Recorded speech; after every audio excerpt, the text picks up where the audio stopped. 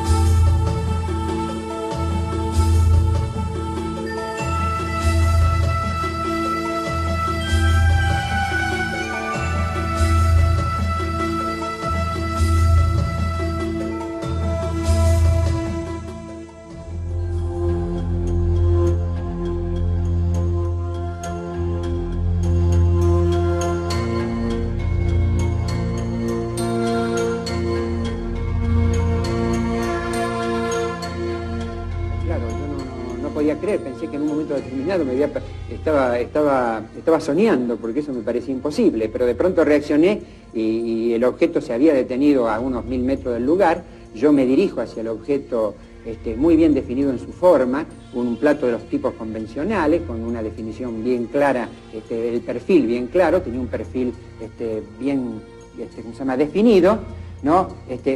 Un haz de luz bastante simple, suave, el haz de luz y un zumbido simplemente, no había ruido escandaloso ni nada por el estilo, era suave el zumbido del aparato. Yo mismo empecé a pensar si seguía soñando eso, ¿no? Digo, estoy sangrando, veo el coche de pronto contra la columna destruido, cruzo el alambrado, entonces yo cruzo el alambrado y empiezo a contar los pasos, 1, 2, hasta conté 500 pasos desde el lugar donde había sido el accidente hasta prácticamente donde lo tenía al objeto volador casi detenido ahí. Claro, lo tuve viendo unos cuantos minutos, entre 12 y 16 minutos. O sea, no fue una cosa de rápida que pasa por la vista de uno y desaparece, sino que fue realmente un momento un tiempo muy importante que lo estuve viendo. Y lo raro del objeto cuando se desplaza es que hace 3 escalas. Primero pega una escala al primer plano, segundo y tercero y desaparece.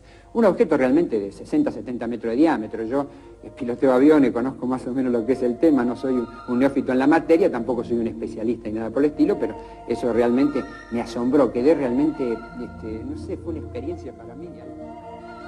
Considerado aisladamente, el caso de Walter Koch, el intendente de Capilla del Monte, sería uno más dentro de la amplia casuística del fenómeno OVNI. Sin embargo, es solo uno de los muchos fenómenos extraños que se acumulan en esta parte de Argentina. Una zona de sierra en la que lo insólito se ha transformado en algo habitual. Pese a todo lo que aquí sucede, probablemente habría pasado desapercibido, no habría trascendido el ámbito de lo local, si no hubiera sido por la aparición de un ovni espectacular en enero de 1986 que atrajo la atención de los medios de comunicación. ¿Qué pasó? Que sentíamos un ruido nada más. Sentíamos el ruido, lo levantamos a ver qué era. Como lo fuimos a la pieza mía, estaba toda iluminada, pero nosotros no vimos, yo no vi más que el dilumbre. ¿Por dónde pasó la luz? Entonces estaba la casa llena de luz. Yo no quería ni mirarla a la luz. Soy miedolenta. Señora, ¿qué sucedió con el árbol? Es que el árbol se deshojó todo. Se deshojó y en tiempo de verano quedó sin una hoja. Todo se cayó al suelo. ¿Hacía ruido la nave? Claro, como la día que hace ruido, un ruido bárbaro. Hace ruido como si fuese un avión. Aquel ovni de enorme tamaño dejó, como testimonio de su paso, una huella sobre uno de los cerros cercanos a la casa, el que llaman del Pajarillo. La huella casi ha desaparecido con el tiempo, pero en estas fotografías de entonces se aprecia claramente la marca que quedó sobre el suelo. Tenía una forma elíptica de 115 metros de largo y 56 de ancha. Posiblemente uno de esos focos de luz que con frecuencia salen del ovni a tierra sin dispersarse y que los testigos suelen describir como luz sólida y que en este caso, por la inclinación del terreno, no resultó circular, como es lo habitual, sino elíptica.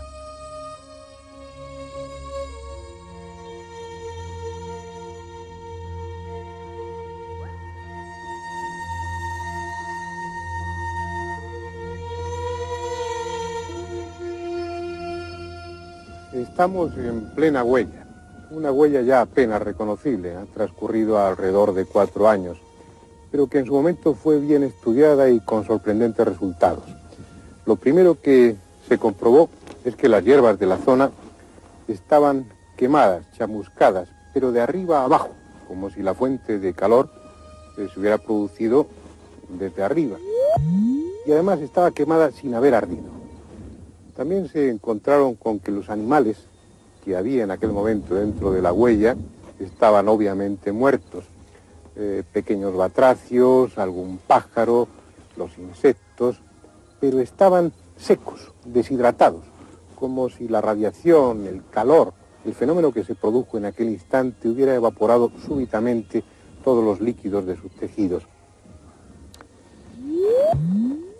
Al cabo de unas pocas semanas, la hierba, el pasto, volvió a salir en la huella.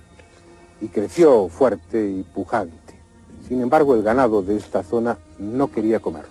Bordeaba la huella y no entraba a comer ese aparentemente apetitoso pasto. Pero después, alrededor de un año después, hubo un incendio en este cerro, un incendio por causas naturales. Y lo curioso, lo extraordinario, es que todo el pasto del cerro ardió, excepto el pasto que estaba dentro de la huella y que era teóricamente tan combustible como el resto. Ya ha transcurrido mucho tiempo, como decía, el caballo está comiendo de ese pasto sin ningún inconveniente, con aparente gusto. Pero nuestro técnico de sonido en este momento está captando interferencias a través del micrófono que llevo puesto, que no se producen hasta este momento del rodaje, no se han producido en ningún otro lugar. Posiblemente algo de aquella energía que se movilizó permanezca en el suelo. El caso es que los contadores de Geiger en aquella época no dieron ningún resultado y los análisis de laboratorio tampoco. Pero evidentemente algo sucedió, algo extraordinario en esta huella que aún permanece, que aún es detectable. Pero la huella de aquel ovni pasará al olvido, a los archivos de la casuística ovni.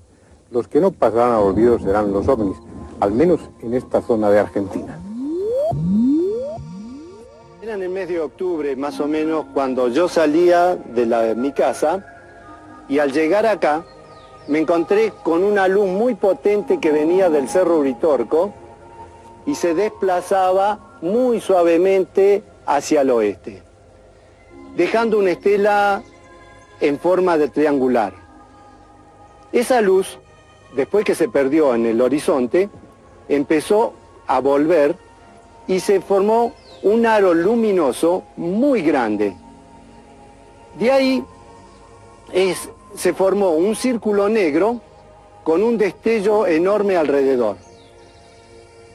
Eso no hacía ruido para nada y se desplazaba después del sur hacia el norte, muy suavemente.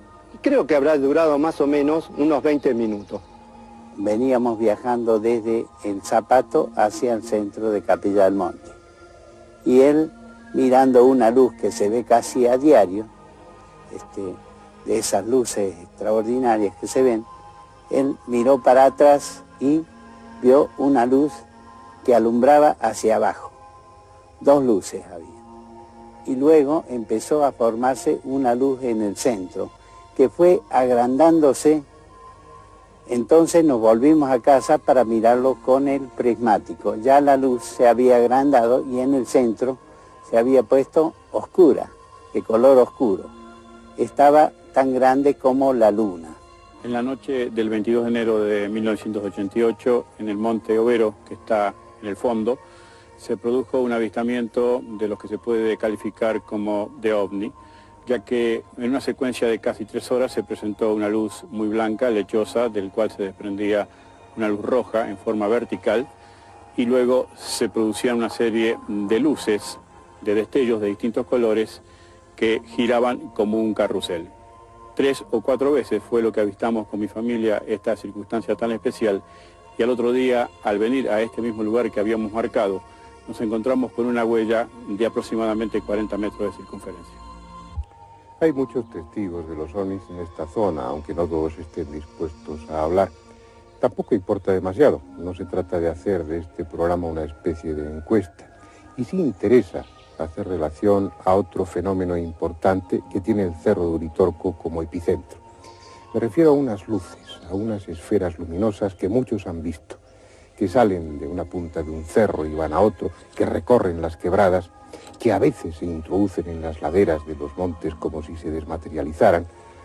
Unos las relacionan con el fenómeno ovni, otros piensan que son entidades espirituales, bolas de energía animadas de inteligencia y que van y vienen de una a otra dimensión. En cualquier caso, se trata de algo que está fuera de la física conocida. Salimos afuera porque ahí vimos un gran resplandor, que era una nave de los extraterrestres que daba vuelta al patio.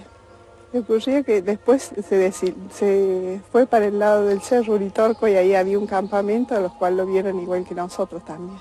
Tenía forma de un sombrero mexicano grande. Y después, porque ahí en el Uritorco se dice que está la base de ellos, donde van a cargar energía. Bueno, yo una vez trabajando como policía, en compañía de un cabo que en este momento no está más acá, salimos con el móvil de patrulla. Al llegar a la Plaza San Martín, prendimos la baliza porque vimos una luz roja en el cerro. Prendimos la baliza y la luz se acercó un poco más y se puso entre color amarillento el rojo.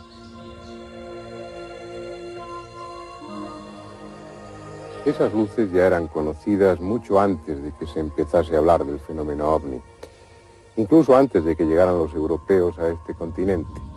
Los comechingones, los indios de esta zona, las veían con frecuencia y por eso consideraban al Cerro Uritorco un cerro sagrado, un lugar en el que se manifestaban los dioses. Y ese carácter místico aún lo conserva el cerro.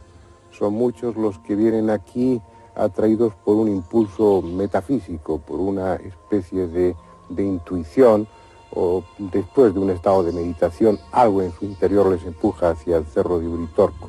Vienen buscando el contacto con unos seres especiales, de elevada espiritualidad, tal vez extraterrestres, según algunos, que llegan al cerro atravesando una puerta que separa esta dimensión de la otra.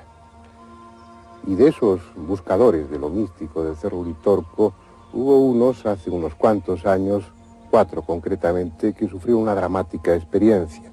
Llegaron hasta aquí atraídos por ese impulso. No sabían bien qué estaban buscando. En un lugar determinado del cerro dejaron parte de su ropa, de su calzado, y descalzos siguieron arriba, siguiendo ese impulso. Era invierno, cayó la niebla, se dispersaron y durante varios días y varias interminables noches, sin alimento, cada uno por su lado, sufriendo temperaturas de varios grados bajo cero, anduvieron esperando a que les encontraran. Gabriela apareció al 8º día y tenía los pies congelados. Como a los 5 días más o menos que dieron el alerta, aparece esta niña, Gabriela, que esta sí venía mal, un problema así de desorientación, muy nerviosa, histérica, digamos, casi, y sin poder caminar, con pies de trinchera. Esto es, los pies congelados, sin circulación, aparte de las múltiples cantidades de espinas que tenía, ¿no? Imposible por el dolor, por la congelación para caminar para ella. Peligroso el cuadro. Y hacemos tratamiento, pero no nos quedamos tranquilos. Entonces, como a 24 horas más o menos, derivamos. Y había posibilidades de llevarlo a Buenos Aires, entonces allá la llevaron para hacerle tratamiento. Lo que sucedió después con los pies de Gabriela nos lo contará ella misma, pero será más tarde, junto a la hoguera del campamento, porque como es inevitable, instalaremos nuestras tiendas y nuestro equipo a los pies del Cerro Uritorco, por si aparecen esas luces, y sobre todo, lo que sería más interesante, por si las podemos filmar.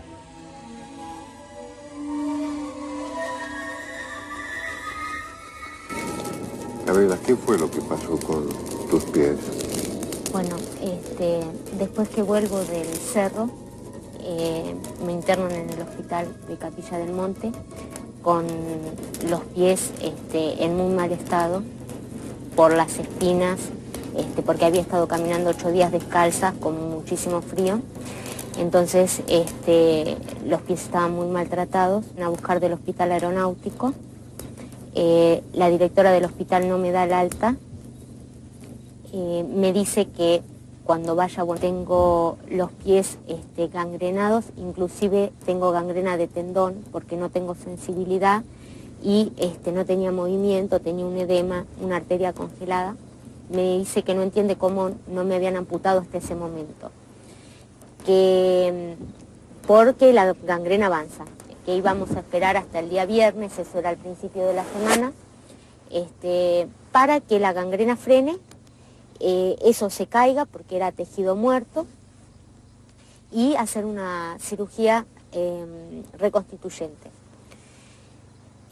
Cuando llega el día viernes, las expectativas eran de que se frene la gangrena únicamente, pero cuando llegó el viernes esa gangrena se había caído como si fuera una piel cuando está tostada y se cae, pero debajo los pies se habían reconstituido, el edema había desaparecido, por la arteria volvía a circular sangre, empezaban a crecer las uñas, un lunar que se me había arrancado por todo el problema de los pies volvió a aparecer y el médico se sorprendió muchísimo porque, bueno, eso no es lo que debe pasar, ¿no es cierto?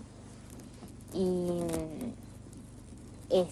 bueno, a partir de ahí, después siguieron una mejoría y hoy por hoy tengo los pies en perfecto estado. En un momento determinado la decisión era la de amputarte los pies, ¿no?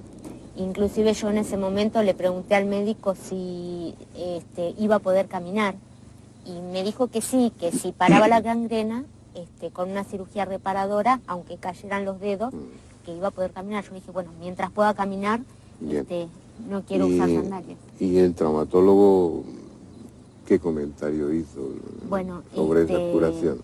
El tema es que me dijo que, bueno, era prácticamente imposible que se regeneraran porque eso era tejido muerto. Entonces,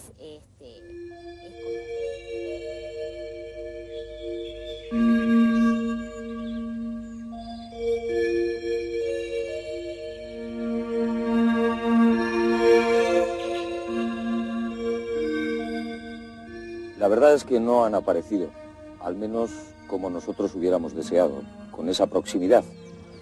Esta noche no ha habido luces extrañas, por lo menos en esta ladera suroeste del Cerro del Uritorco. Sin embargo, en honor a la verdad, tenemos que decir que hemos sido testigos del sobrevuelo de un objeto plateado, silencioso, que ha cruzado prácticamente nuestro campamento a una gran velocidad.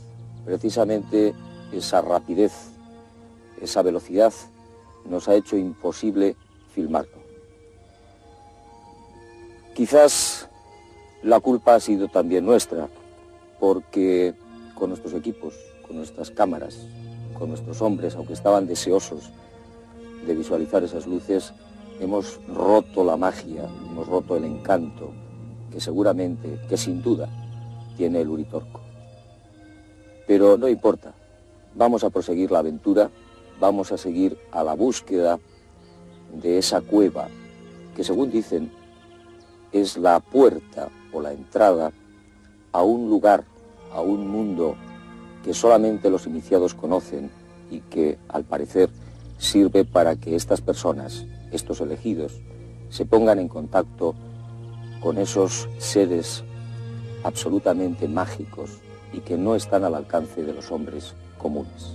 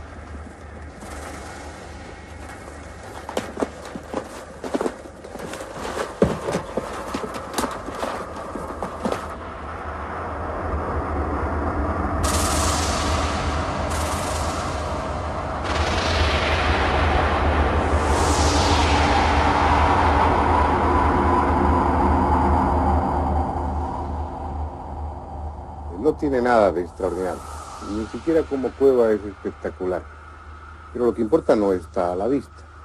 Según la tradición, según aquellas personas que vienen hasta aquí traídas por un misterioso instinto, en este entorno físico existe una puerta invisible, una puerta que trasciende lo material. Siempre, según ellos, por esa puerta, desde hace siglos o desde hace milenios, entran y salen unos seres más espirituales que físicos, que a veces se manifiestan como una simple bola de energía, esas luces que muchos han visto, y que otras toman la apariencia humana, con una especie de fantasmas blancos que también algunos han conseguido ver. Son los habitantes del reino de Erx, allá en lo profundo, a caballo entre esta y otra dimensión.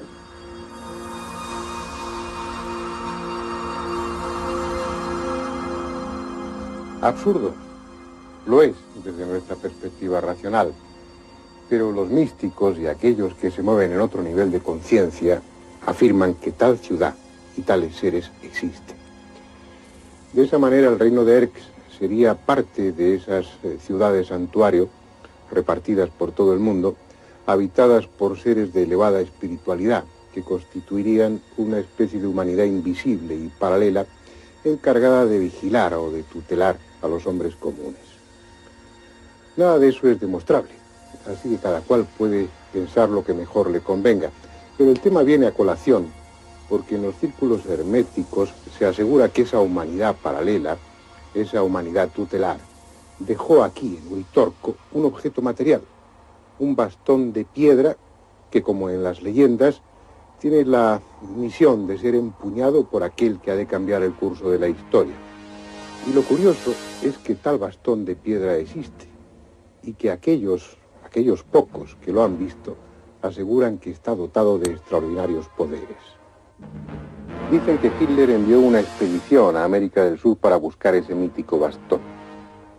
Y entra dentro de lo posible que lo hiciera, porque aparte de su protagonismo histórico, Hitler era un profundo conocedor de las tradiciones herméticas.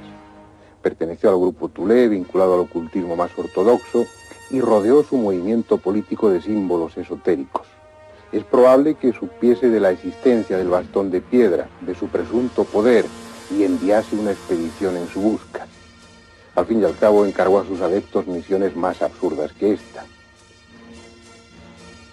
Si fue así, la misión fue un fracaso y Hitler no llegó a poseer ese bastón de mando que supuestamente depositó esa humanidad superior aquí, en el cerro de Uritorco. Pero es posible que nosotros tengamos más suerte y sí lleguemos hasta ese bastón. Con ese fin tenemos una cita en Buenos Aires.